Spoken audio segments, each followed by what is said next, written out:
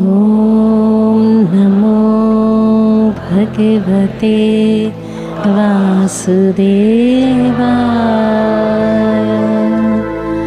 ॐ नमो भगवते वासुदेवाय।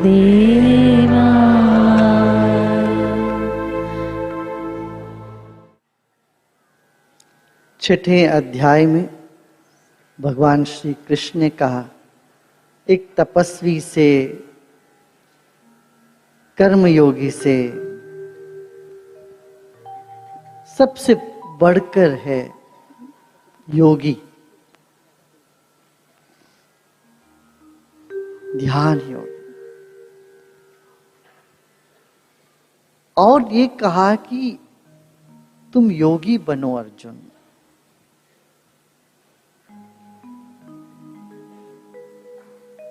और योगियों में भी तो जो मुझ में समा गया है वो सबसे उत्तम है।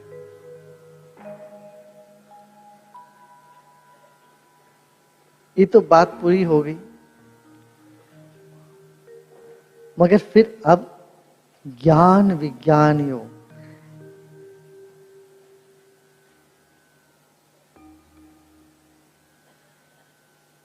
श्री कृष्ण भी कहते हैं,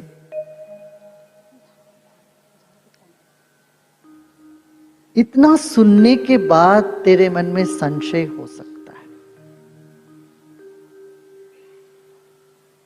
और सारे संशय मिटाने के लिए मैं एक और बात तुमसे कहने जा रहा हूं।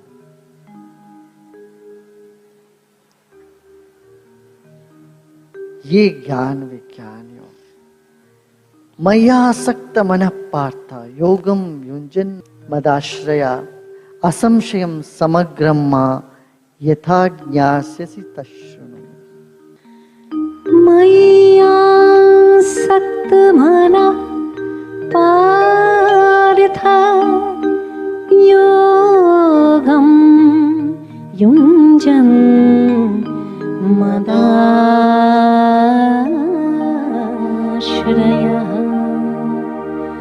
असंशयं समग्रं मां यथा ज्ञास्यसि तच्छृणु।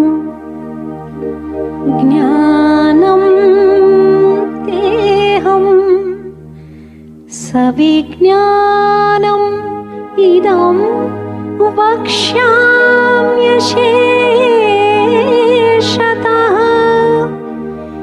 यज्ञातवानेह भूयोऽन्यत्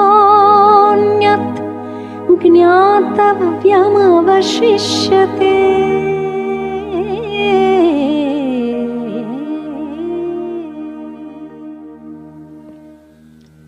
ज्ञान तीन तरह के होते हैं।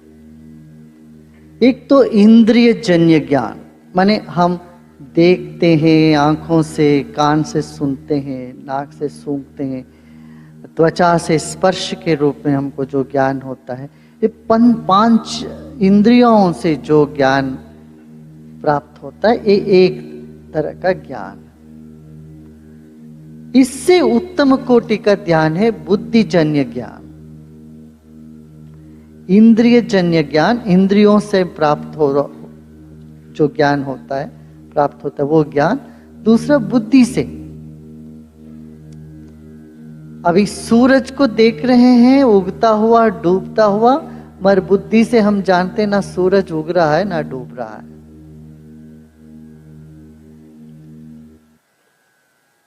एक कटोरी में पानी में आप चम्मच रखते हो, लगता है चम्मच टेढ़ा हो गया, दिखता है टेढ़ा, मगर जानते हैं टेढ़ा नहीं हुआ। ये बुद्धिजन्य ज्ञान इंद्रिय ज्ञान से श्रेष्ठ है।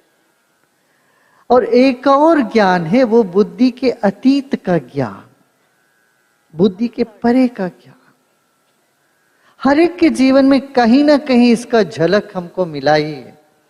बुद्धि कुछ कहती है, फिर भी अंदर से कुछ और मन में लग रहा है। सभी तर्क के पार हमारे भीतर से अंतस्फुरणा हो रही है। तर्क संबद्ध नहीं है, तर्क संगति नहीं है इसमें, जिसको कहते हैं हम गट फीलिंग, इंट्यूटिव फीलिंग। हमको लगता है अंदर से ऐसा होगा। तर्क से, बुद्धि से देखोगे तो उसका कोई मायने नहीं रखता। बुद्धि के अतीत का एक ज्ञान, ये 3 स्तर का ज्ञान है। तीनों स्तर के ज्ञान जीवन में पूर्णता लाते।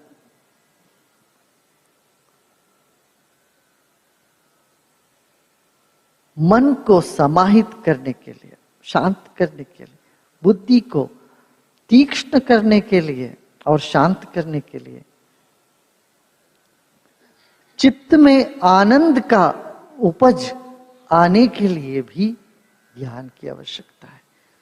दुख से दूर और चित्त शक्ति के निकट होना ज्ञान का लक्षण है। इसलिए भगवान ने पहले भी कहा, नहीं ज्ञानेन सदृशम पवित्रमिह विद्यते। ज्ञान जैसे पवित्र करने वाली कोई चीज नहीं है।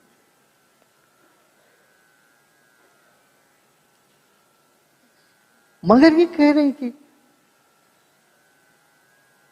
उससे पार कुछ है, उसके पार वो क्या है? वो मैं हूं।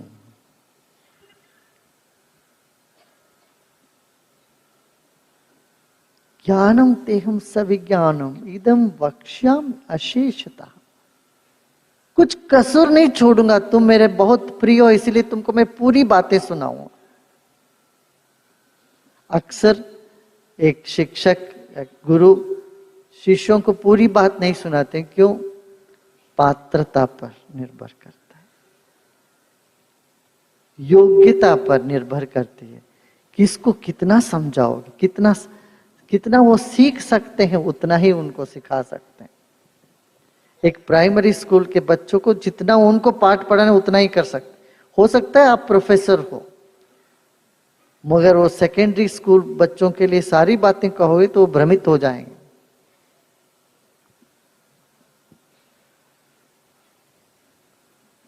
मगर यहां कह रहे हैं कि तुम इस योग्य हो अर्जुन, इसलिए मैं तुमको पूरी बातें बताऊंगा, कोई चीज नहीं छोड़ूंगा। ये रहस्यमय ज्ञान है, फिर भी रहस्य का भेद मैं तुम्हारे लिए करता हूं। क्यों? तुम मेरे बहुत प्रिय हो।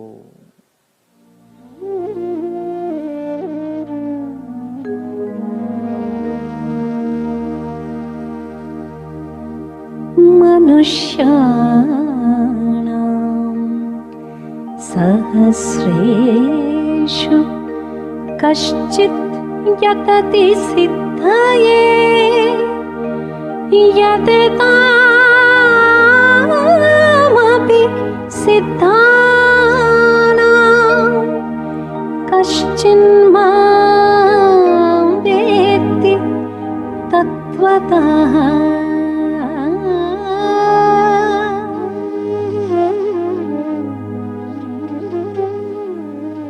मन का दौड़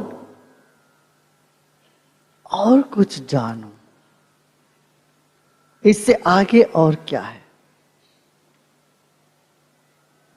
और आगे क्या है, इस तरफ रहता है। जब तक मन का दौड़ बना रहता है, वो वर्तमान में वो मन स्थिर नहीं होता। जब कहते हैं यही है, इसके आगे कुछ भी नहीं है, मन वहीं ठहरने लगता है। एक दौड़कर पाने वाला ज्ञान एक होता है, एक ठहर कर जानने वाला ज्ञान एक और होता है। दौड़ दौड़ कर पाने वाला ज्ञान है विज्ञान, ठहर करके पाने वाला ज्ञान है आत्मज्ञान। ज्ञान है। तो यहां कह रहे हैं कि ये दोनों ज्ञान को जानने के बाद तुम्हें बाकी कुछ रह ही नहीं जाएगा। ऐसा ज्ञान मैं अभी तुम्हें बोल रहा हूं, तुम्हें बता रहा हूं, तो क्या हुआ? अर्जुन की चेतना वहीं पर ठहर गई। उद्देश्य ही है। कई बार अध्यापक बोले जा रहे हैं, बच्चों का ध्यान कहीं और रहता है। एक अच्छे गुरु, अच्छे शिक्षक ये देखते हैं बच्चों का पूरा ध्यान यहाँ टिका हुआ है कि नहीं, ये देखते हैं जो मैं बोल रहा हूं वो व्यर्थ तो नहीं जा रहा है, इसकी हर बात इसको पकड़ में आ रहा है कि नहीं, ये देखना जरूरी है। कृष्ण तो ऐसे बहुत चालाक गुरु है।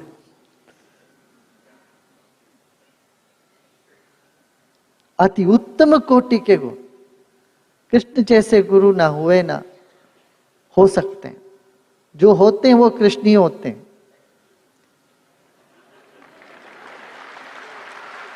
इसलिए भगवान कृष्ण आगे चल के बोलते हैं, ज्ञानी में और मुझ में भेद नहीं, ज्ञानी मेरा अत्यंत प्रिय, मैं वही हूं, वो मुझ में, मैं उनमें हूं हमेशा। तो ज्ञानी ये देखते हैं हर एक का चित्त यहां ठहरा है कि नहीं। एक घोड़े का एक्सपर्ट होता है, वो घोड़े का ट्रेनिंग अच्छे से जानता है, घोड़े को कैसे उसको संभालने, कैसे उसको खींच के ले जाए। मन भी ऐसा है, एक दौड़ता हुआ घोड़ा है, इसको कहां लगाम लगा, कहां बिठाना, कहां दौड़ाना, ये श्री कृष्ण जानते हैं। कहीं कह दिया कि तुम ऐसी बातें कर रहे हो, शर्म नहीं आती तुमको, ज्ञानी जैसे बातें करने लग गया। इस तरह से करके उनके भीतर एक दौड़ पैदा करते हैं। और कहीं तो कहते हैं भाई इसके आगे कुछ नहीं, ठहर जाओ इधर ही।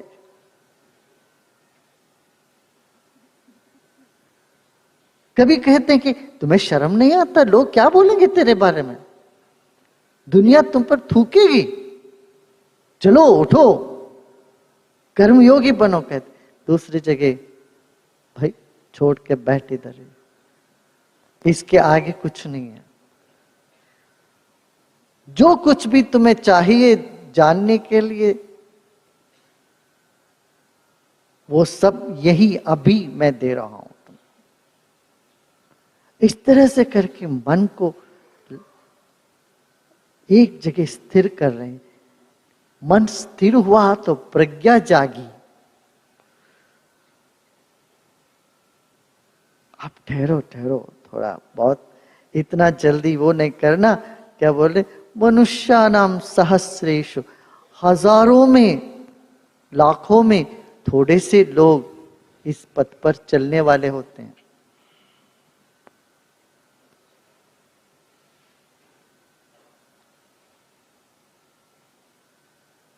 सबको ज्ञान नहीं प्राप्त होता,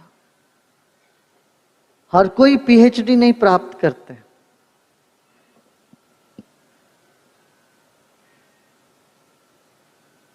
लाखों में थोड़े से लोग इस पथ पर चलते हैं, उनमें से थोड़े से लोग मुझको ढंग से जानने वाले होते हैं। विरले ही ऐसे लोग होते हैं जो सच में मुझे जान पाते हैं। ये भी कह दिया।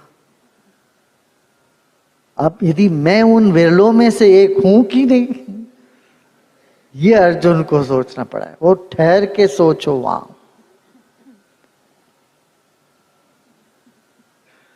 लाखों लोग सदियों से जिज्ञासु बने हैं, साधक बने हैं, उनमें से बहुत थोड़े से लोग, विरले ही होते हैं जो पूर्ण रूप से मुझको समझ पाते हैं, मुझे जान पाते हैं।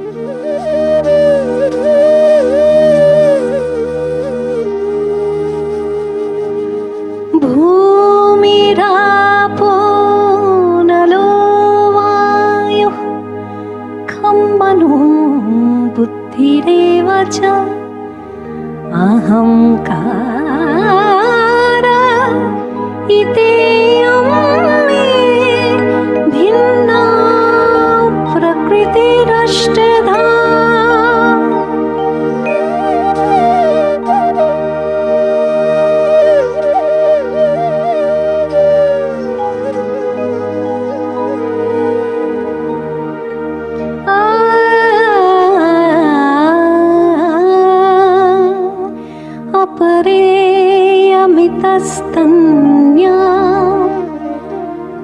प्रकृतिं विद्धि मे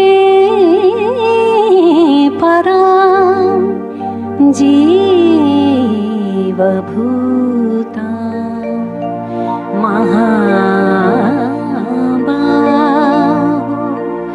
ययेदं धार्यते जगत्।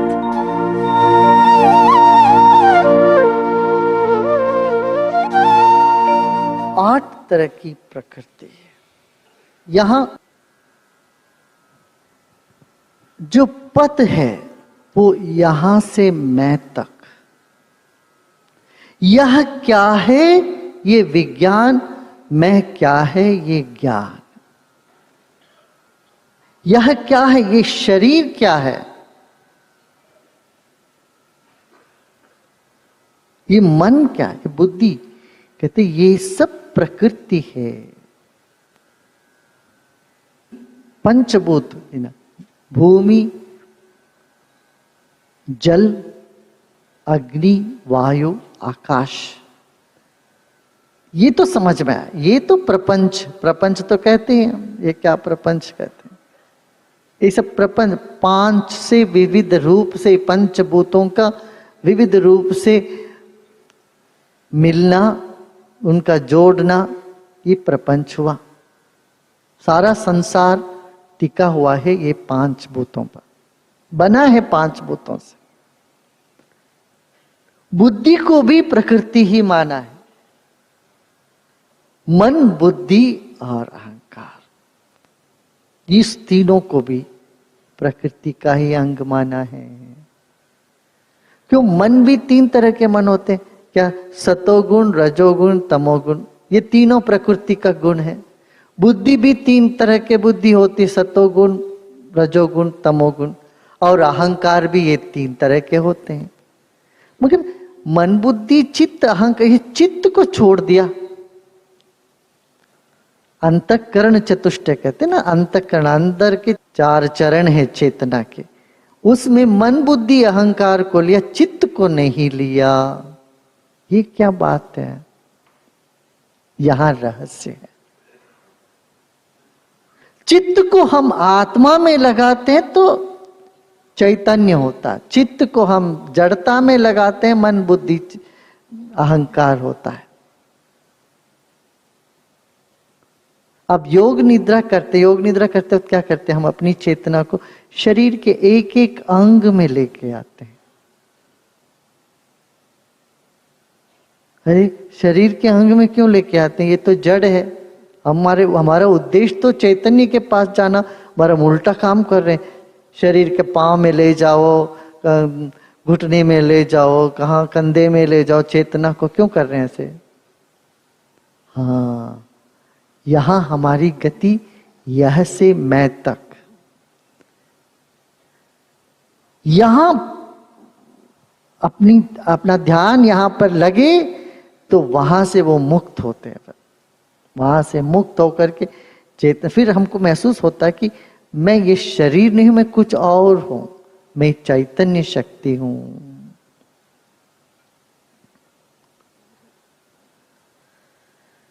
तो ये 8 प्रकृति जो है, ये मेरा अपरा प्रकृति है, मेरा ही है, मेरा ही स्वरूप है, स्वभाव है सब। फिर इससे अलावा कुछ और है, उसको हम परा प्रकृति कहते हैं, जिसकी वजह से ये सब टिकी हुई है, जिसमें सब कुछ टिकी हुई है, वो मेरा परा प्रकृति है। सो ये दुनिया परा और अपरा से बना हुआ है।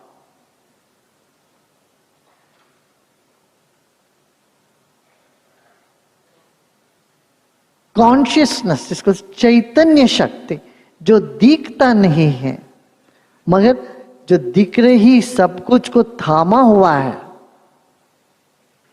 अब कहते हैं वैज्ञानिक, यदि सूरज गोल है, इसका कारण यही है कि चारों ओर इतनी ज्यादा वो फोर्स है, पावर है सूरज के चारों ओर, इसीलिए सूरज गोल दिखता है। जैसे एक बोतल में हवा का बबल जब रह जाता है ना, तो हवा के बबल की वजह से एक बबल दिखता, गोल दिखता है। क्यों? पानी के प्रेशर के वजह से अंदर वो गोल दिखता है। इसी तरह से जितने खगोल में जितने ग्रह उपग्रह ये सब आप देखते हैं, ये सब गोल क्यों है? इसके चारों ओर जो अदृश्य शक्ति है वो सूर्य से लाखों गुण अधिक बलवान है। उसकी जो दबाव की वजह से ये सब गोल गोल गोल गोल दिखते हैं दुनिया में। ये नया आविष्कार आज वैज्ञानिक कहते हैं। इस बात को भगवान श्री कृष्ण ने हजारों साल कह दिया। जिससे ये सारा संसार टिकी हुई है वह तत्व जो चैतन्य चित आकाश जो है वो मेरा परा प्रकृति है, वो वही तो मैं हूं। माने ये भी मैं हूं, ये जो प्रकृति भी जो है ये भी मेरी ही है, मुझसे ही निकले, मैं ही हूं। मगर मेरा स्वभाव, मेरा स्वरूप जो परा प्रकृति है उसको थोड़े थोड़े से लोग जाने, विरले ही लोग उसको जानते हैं।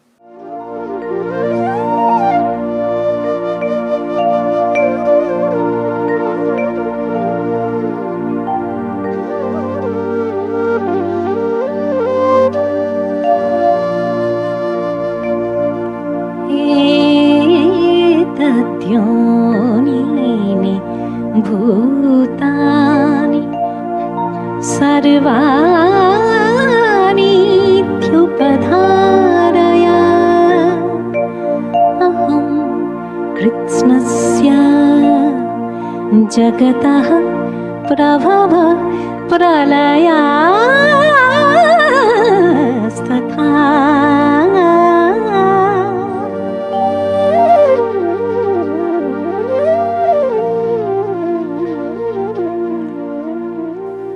जो दिखती है ये प्रकृति, जो दिखती नहीं है वो शक्ति, इसके अलावा और कुछ है ही नहीं।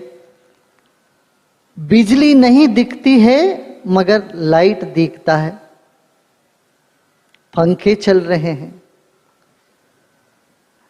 ये सब कुछ चल रहा है। किसके वजह से?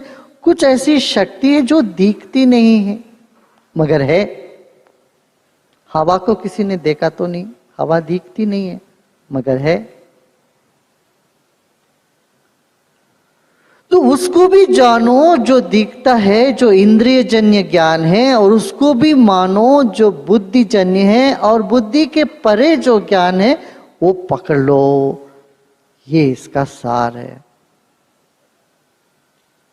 अब उसको कैसे पकड़ोगे? देखो बताता हूं।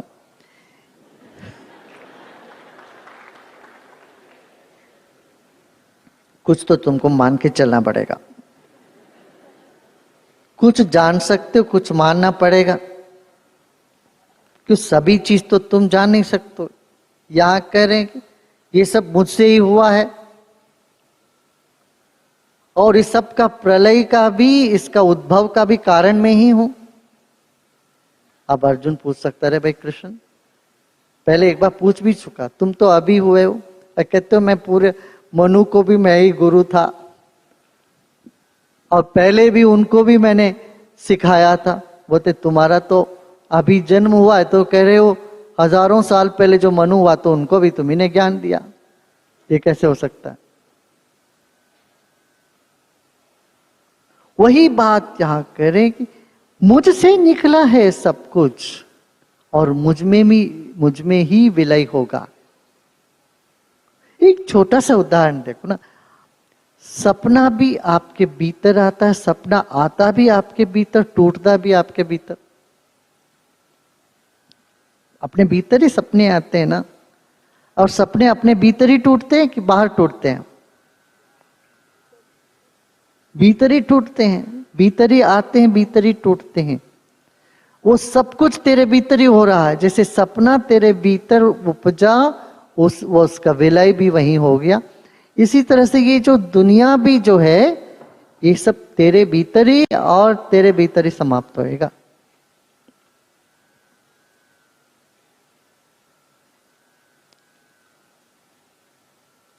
एक चींटी डूब रही थी, बोला दुनिया डूब रही है, दुनिया डूब रही है, चिल्लाने लगी चींटी। अरे दुनिया कहाँ डूबी, तू डूब। अरे मेरी दुनिया तो मैं ही हूं।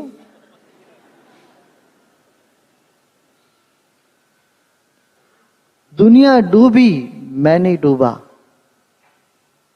ये ज्ञान है, ये बुद्धि के अतीत का ज्ञान,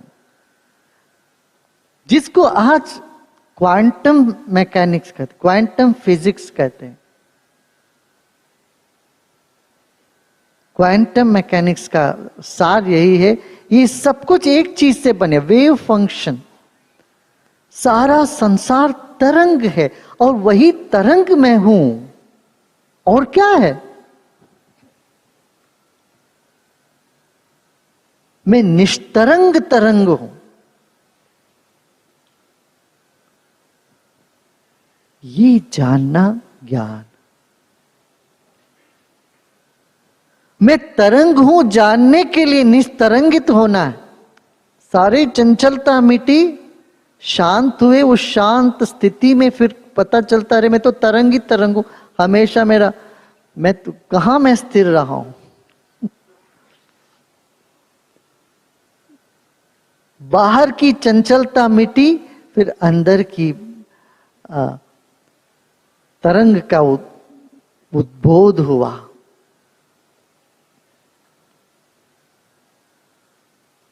यही कृष्ण एक और जगह कहते हैं, जो कर्म में अकर्म को, अकर्म को कर्म में जाना, वही सच में बुद्धिमान है। बहुत कुछ हो रहा है चारों ओर, उसके भीतर भी एक कुछ नहीं हो रहा है। एक स्थिर शांत अद्वैत चेतना को पहचानो, वो बुद्धिमान है। ऐसे ही शांत ध्यान में बैठ के कुछ नहीं हो रहा, फिर वहां पहचानो सब कुछ, अरे यही हो रहा है। ये दुनिया का हर हलचल का स्रोत मैं ही हूं। सिर्फ शांत अवस्था की नहीं है, ये क्रिया की व्यवस्था को भी मैं ही जानूं।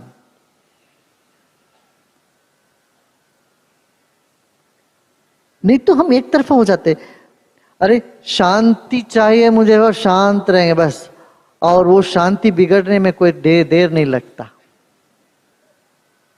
अच्छा सा बैठ के थोड़ी देर ध्यान कर ले तो अच्छा लगा, शांत हो, बस कोई उपद्रव बाहर खड़ा हो गया तो बस और दुगुना आप परेशान हो जाते हो।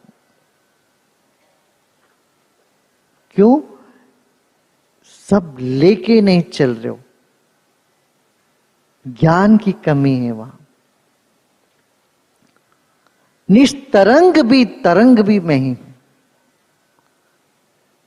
तरंग है अपरा प्रकृति, निस्तरंग है परा प्रकृति। ये पहला समझ ऐसा होता है। और दूसरी समझ, तरंग है परा प्रकृति और ये निस्सार है, निस्तरंग है अपरा प्रकृति। ये दूसरे सीढ़ी की ज्ञान। ये घर के भीतर से देखते हो बाहर का आकाश, दूसरा बाहर से घर को देखते हो। दो दृष्टिकोण। ये कृष्ण अनेकांत दृष्टि से दिखाते हैं। ये गुरु का काम यही हो, अनेकांत, क्यों जीवन बहुमुखी होते हैं, एकमुखी नहीं।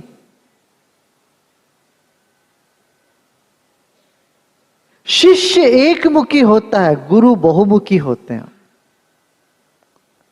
एकमुखी होकर के शिष्य बहुमुखी प्रतिभा को जीवन में अपनाता है।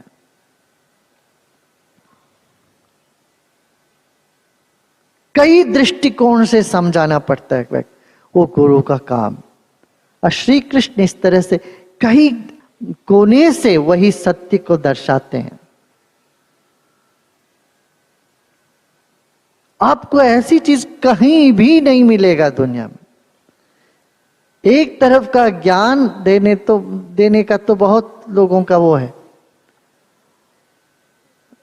ढंग है, मगर तरह तरह के दृष्टिकोण को समन्वय करते हुए लेके आना, ये श्री कृष्ण का वैशिष्ट्य है। इसलिए गीता में, दुनिया में किसी भी ग्रंथ में इतने कॉन्ट्रडिक्शंस नहीं होंगे, उतने कॉन्ट्रडिक्शन इसमें होगा। आज विवादास्पद यदि कोई ग्रंथ दुनिया में सबसे ज्यादा है तो वो तो गीता ही हो सकती है। ये खंडन करने के लिए किसी और को छोड़ा नहीं, खुद ही खंडन करते चले जा रहे हो। एक मंडन करो, फिर उसको खंडन करो, फिर मंडन करो, फिर खंडन करो। मैंने एक सीढ़ी पर पांव जमा हुआ, वहां जमी नहीं, उसको हटाया, दूसरे सीढ़ी पर लेके गए। सीढ़ी पर दौड़ाना,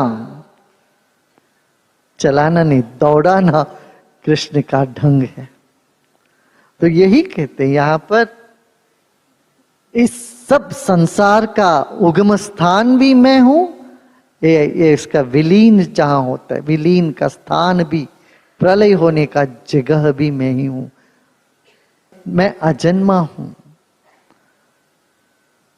मैं कभी पैदा नहीं हुआ, ना मुझे कोई प्रलय सता पाएगा, छू पाएगा।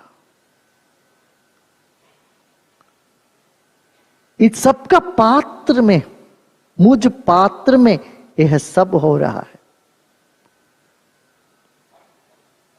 बच्चे हमेशा पूछते हैं बड़ों से, ये आकाश के ऊपर क्या है पापा?